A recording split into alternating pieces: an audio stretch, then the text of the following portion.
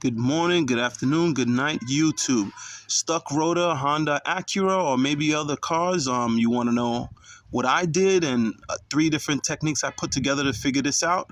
Let's go. You're trying to take off your routers, tomato, and this bad boy, this screw that holds the rotor on won't come off, right? And it's very stubborn, rust, yada yada. What to do? This is what you're gonna do, guys. You're gonna go inside the car, right? And then with a flathead screwdriver and with whatever foot you want to use, put it on the brakes. Then you're gonna go where the shift knob is. There's a little tab here that tow companies use or repair guys use. With your flathead, you take it out, that's out. Then don't forget, foot on the brakes. Then you're gonna push this in or you're gonna put your key in or your flathead in. And then that's gonna engage so you can move gears up and down. Then you're gonna put it in neutral. I got one hand, come on. Pull the lock knob, 1, 2. You're in neutral, now you're good. Let's go back to the routers. Now you're back to your routers, right? Also, don't be weird, guys, 1 second. Make sure you put locks on your wheels, right? Oh, also, what I forgot to tell you, yes, from inside the car, whatever side routers, if it's the left side, you turn the wheel all the way to the left. If it's the right side, you turn it all the way to the right so you can access it, right? Don't forget, put something on your wheels so you lock it in. I don't know if you want to heel or if your car wants to act funny and just move while you have it on neutral. Now, the problems I had, which I couldn't take it off, I watched 3 videos on YouTube. I had to put everything together in order to get this, right? Don't forget, your screw now very stubborn to come out. It's rust. For the Honda Acuras, to my understanding, it's a different type of tool you need to get these off. If you try to use the star or the Phillips, it won't fit right like the puzzle piece that it's supposed to. This thing I bought, I think from, look at the name right here. You can pause it in eBay or Amazon it. It's a tool where it's called Japanese something. I'm sorry I didn't get the letters. But if you research the tool you need, I'm sorry I don't have the name. I'll put it in the description or I'll pause it and put the, what you need. But you get this, and then you put it in here, and then what it does is, so you could understand, I'll try to help out. This is set up kind of like a pen. You see when you click a pen, and it turns round and pulls the ink, whatever cartridge down, and then when you press it again, it does up. That's exactly what this is doing. To as you hit with a hammer, is twisting in order to get that screw out. I did that. Still no results, right? Like I said, I checked another YouTuber. He did one thing that helped me, and I did another thing, and I'm gonna tell you exactly what was happening. What ended up happening is I broke this screw, or you can't get this screw out. Put the car in neutral, then what you do is, let's just say the screw is on this side, right? Now, one thing I noticed with these router blades right here, 1/4 of it, let me get a shot. 1/4 of it is exposed. So now what you do is while it's on neutral, you can spin it around, as you can see.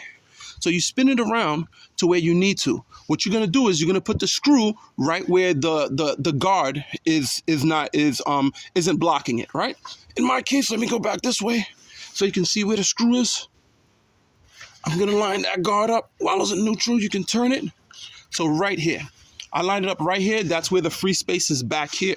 Now, you take your hammer, I think 5-pound or less can do it. If you want to use a 100-pound sledgehammer, go for it. So what you do now is you tap the back of here, and what it does is loosen the screw. It breaks the rust and everything. I even use this bad boy, which is really good. Pause it to really look at the name, guys. Don't be weird.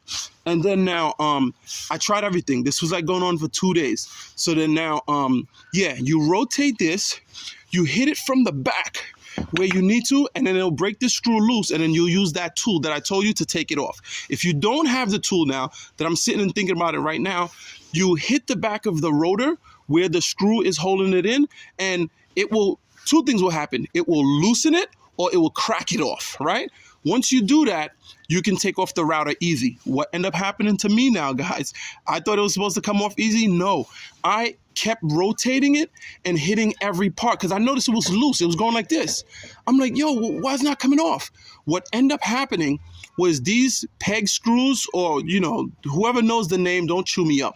These peg screws, it I guess it off-centered. What that means is, if it's supposed to be straight like this, it was like this. So about 2 or 3 of them was off-centered, that I could not get my rotor off, my rotor off, excuse me, tomato, rotor, right? So I kept tapping it and rotating it, tapping it and rotating. Let me see, look, even right now, it's stubborn to come off. And I had got it off, guys. So it's this one that's pinching it, this one that's pinching it. So it's like a triangle pinching it, somewhere that's pinching it, right? Let me pause this because I got one hand and show you. As you can see, it's on, it's stubborn. Look, it's shaking, but doesn't want to come out.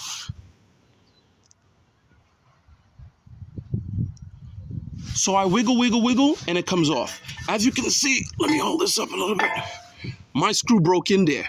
So that whole time I was hitting, it was loose. It was just that with rust, it was holding on. And with the peg screw, it pinched. Instead of it being straight, through driving, hitting bumps, it went like this, off center. Don't forget, these things go from hot to cold. So when something's hot, it's flexible. Not flexible like a rubber band, but you understand, metal can move as it warms up. So then that's what ended up happening. If anyone has that problem, hope this helped. Oh, while the rotor's off, as you can see, 1/4, you have space open. That's where you're hitting the hammer behind there, the mallet hammer behind there, in order to, while you're rotating it, in order to get it off. So whoever has this problem, I share this information to help others out. Take care.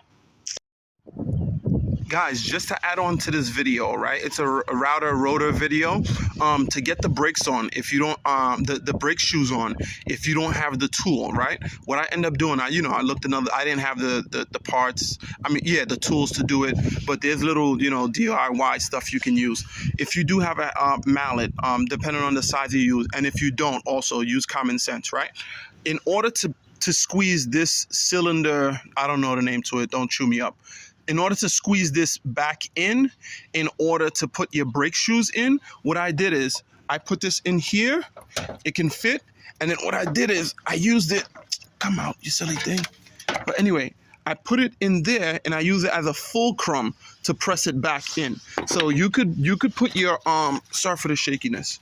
You can put your old brake pads in. Can you? No. Use something, measure the space from here to there, see if you can put something in, and then use a tool to wedge it or squeeze it back in. There's a tool they use for it that looks like it, that it ratchets and it spreads this apart so you can put your brake shoes in easy. But that's what I did. If you have any hammer, use common sense, guys. Put a hammer in there and then bend it down. And what it'll do is push these cylinder parts. I don't know the name. Don't chew me up, guys. You push these cylinders back in. So when time to put down your calipers, it slides in and the brakes fit in there really easy. All right, guys, take care. Guys, don't take this the wrong way. If you're looking at these videos, most likely you're saving yourself some money, or you don't have the extra money in order to give to a mechanic or a shop $200 to do this. You believe, there's an old saying, if they can do it, you can do it, and you're saving yourself, a couple of dollars. Guys, I can help you guys get some extra side hustle money in order to buy cars and resell, or whatever other projects you're doing. These YouTube videos that I'm doing, I buy cars that people have problems with, and then I resell them, and I make about $1,000 or $1,500. And I was able to get $50,000 of line of credit, which is a credit card funding, in order to buy the cars, do a little repairs for them and put them for sale on social media. And each car I make about $1,000 from it, and I sell about 3 cars a month.